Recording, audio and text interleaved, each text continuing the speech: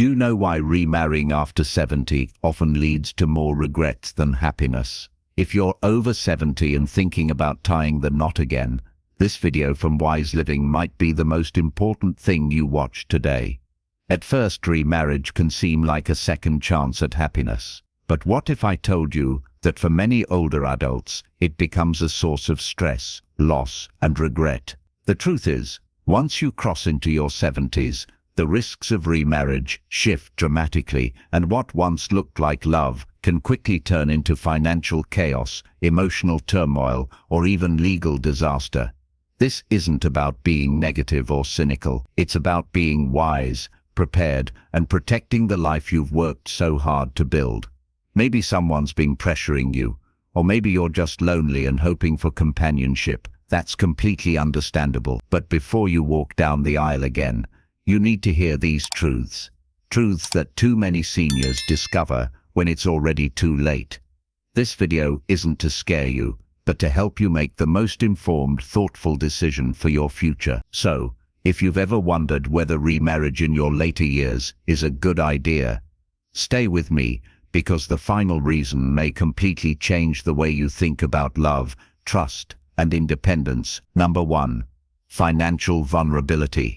At first glance, love in your 70s feels like a blessing, someone to talk to, eat dinner with, and share the quiet moments. But what many older adults don't realize is that remarriage at this age can unravel your financial safety net faster than you'd expect.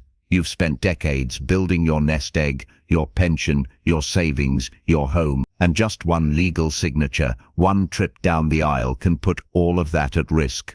Not because the person you're marrying has bad intentions, but because marriage by law binds your assets. If that new spouse has debt, medical bills, or even children from a previous marriage with expectations, you're suddenly part of their financial world, whether you like it or not. Many seniors enter remarriage assuming they can just keep things separate, but that's not how the system always works.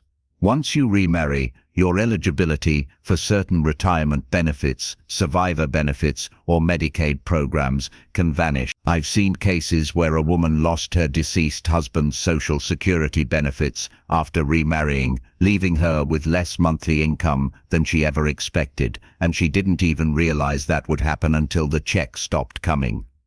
Then, there's the question of inheritance. You might have adult children or even grandchildren you've planned to leave something behind for. But remarriage without proper legal planning can redirect those assets to your new spouse or their family. And even if you trust your new partner, relationships change, families clash, promises get broken, and before you know it, your legacy slips through your fingers. The psychological toll of this kind of financial loss is severe. Seniors who feel financially insecure often begin to feel powerless, anxious, and even ashamed. They may avoid telling their kids about their situation out of embarrassment, or worse, try to cover up the issue entirely. The independence they work so hard to protect begins to crumble, and the marriage that was supposed to bring joy becomes a daily reminder of what they've lost. Take Ellen, for example. She was 74 when she remarried a kind man she met through a church group. They were both widowed and found comfort in each other's company. But what Ellen didn't know was that her new husband had outstanding medical debt and no savings. Within 2 years, she was using her own retirement fund to help him stay afloat, and her children were devastated when they found out she had revised her will under pressure.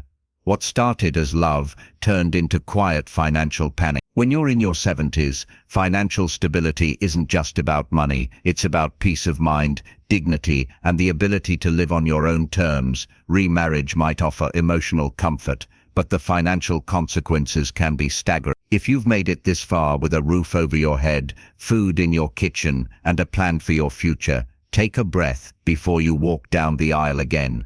Your heart might say yes, but make sure your wallet isn't saying please don't. Number 2. Health responsibility overload. When you remarry after 70, you're not just sharing your heart, you're also signing up for someone else's health journey, whether you realize it or not. And at this stage of life, health isn't a side topic, it's front and center every single day. You've probably spent your whole life caring for others, your children, your spouse, maybe even aging parents. Now, just when you're finally ready to rest and focus on your own well-being, remarriage can pull you right back into caregiver mode. Let's be honest. By the time we reach our 70s, most of us are already juggling our own doctor visits, medications, and dietary changes. Maybe you've got arthritis in your knees, high blood pressure, or you're managing diabetes. These things aren't small, and they take energy. When you bring another person into your daily life, someone who might have even more complex medical needs, you're suddenly responsible not only for yourself, but for them too. That means more appointments, more medications to manage, more emotional labor. It might start slowly. Maybe your new spouse forgets to take their pills. Maybe they need a little help getting in and out of bed. But over time, that little help becomes round-the-clock support, and it can drain you, not just physically, but emotionally. What was supposed to be companionship starts to feel like a burden you didn't expect to carry. What many people don't talk about is how this kind of caretaking can actually shorten your own lifespan. Studies have shown that older caregivers often neglect their own health. They skip their own checkups, eat poorly, sleep less, and become socially isolated. Why? Because they're putting all their attention on the other person. And in doing so, their body and mind quietly deteriorate. That was exactly what happened to Patricia, a woman I once met at a senior community center. She remarried at 76, and at first, it seemed like a dream. Her new husband was charming, sweet, and funny. But within a year, he suffered a minor stroke, and suddenly, Patricia was lifting him, bathing him, managing his physical therapy schedule, all while ignoring her own knee pain and worsening vision. By the time she came in for help, she was exhausted, depressed, and on the verge of collapse. Her spirit dimmed, not because of love, but because of unspoken expectations. And here's the hard truth. As much as we want to be there for someone, we can't pour from an empty cup. At this stage of life, your energy is sacred. It must be guarded. Remarriage might seem like an invitation to happiness, but without clear boundaries, it can quietly become a long-term health responsibility you didn't sign up for. So before you say "I do" again, ask yourself, am I willing and able to take on another person's healthcare needs today, tomorrow, and every day after that? If you have even the slightest hesitation, honor it. Your well-being matters just as much as anyone else's. In fact, it might matter more now than ever before. If you're still watching this video and finding these insights valuable, please comment number 2 below to let me know you're here. And if you haven't subscribed yet, I recommend you subscribe to Wise Living and turn on the bell so you don't miss any videos. Your support helps us continue creating good content to inform and inspire you. Now, let's move forward. Number 3. Legal complications. One of the most overlooked dangers of remarriage after 70 isn't emotional, it's legal. What many seniors don't realize is that entering a new marriage later in life can create a web of financial and legal entanglements that can have lasting consequences, not just for you, but for your children and even your grandchildren. Let's start with inheritance. You might have spent your entire life building a legacy, a modest home, a pension, a savings account, maybe even a few sentimental heirlooms. You likely have your beneficiaries lined up, your will written, and everything planned, but the moment you remarry, all of that can shift. In many states, a new spouse has legal rights to a significant portion of your estate, even if your will says otherwise. That means your children could receive less, or worse, be locked in legal battles after you're gone. It doesn't stop at inheritance. Remarriage can also affect your Social Security benefits, particularly if you're receiving survivor benefits from a deceased spouse. Many women who were married for decades to their first husbands qualify for survivor benefits that provide a steady income. But remarriage, even one made for companionship in later life, can reduce or eliminate those benefits. That's money you may be counting on suddenly gone because of a new marriage certificate. Then there are medical decisions and power of attorney. If something happens to you, an accident, an illness, a sudden hospitalization, your new spouse may automatically become your legal decision maker. Even if your adult children know your wishes better or are better equipped to handle those situations, they might be legally sidelined. And if the relationship between your children and your new partner is strained, the consequences can be heartbreaking. Carol, 81, found herself in the middle of such a nightmare. She remarried a man she met at church, thinking they'd just be companions in old age. But when she became ill, her new husband had the legal authority to make decisions that her daughter completely disagreed with. They ended up in court, fighting not only over medical choices, but over who would inherit the house Carol had meant to pass on to her grandchildren. "I thought I was finding comfort in my last years," Carol once said, "but I created a mess I never meant to." But that's exactly when clear thinking is most important. Remarriage isn't just a personal choice, it's a legal contract with far-reaching effects. At this stage in life, clarity is your best friend. It's not unromantic to ask hard questions, it's wise and it's loving, not just for yourself, but for the family who's walked beside you for decades. If you value your legacy, your peace of mind, and your family's well-being, don't underestimate the legal complexities that come with tying the knot again, because what feels like a fresh start can sometimes lead to unforeseen chaos. Number 4. Loss of personal freedom. After 70, the one thing you've truly earned more than money, titles or recognition is your freedom. The freedom to wake up when you want, to eat what you like, to spend your days on your terms. You've lived for decades, taking care of others, following rules, making sacrifices, and now is supposed to be your time. But remarriage can quietly take that away, sometimes faster than you ever imagined. When you marry in your younger years, compromise is part of the deal. You're building a life together, making decisions as a team. But by the time you reach your 70s, your routines, habits, and preferences are well established. You've learned what brings you peace, what keeps you healthy, and what kind of company you enjoy. Adding someone new into that carefully balanced rhythm can feel like more of a disruption than a delight. Let's be honest, at this age, most people are set in their ways, and there's no shame in that. You've earned it. But living with someone else again means giving up some of that structure. Maybe your new partner likes the TV on all day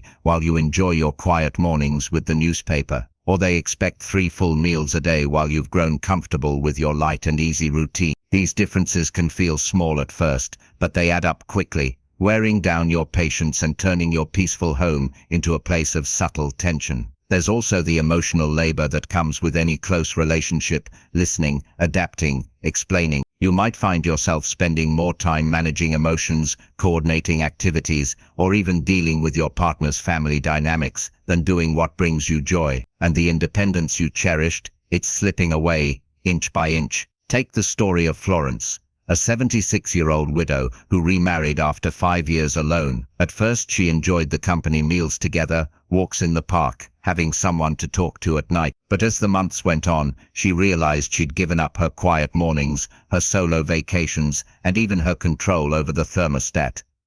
"I didn't mind compromise when I was younger," she told me. "But now, every little change feels like a loss." This doesn't mean companionship is bad or that love disappears with age.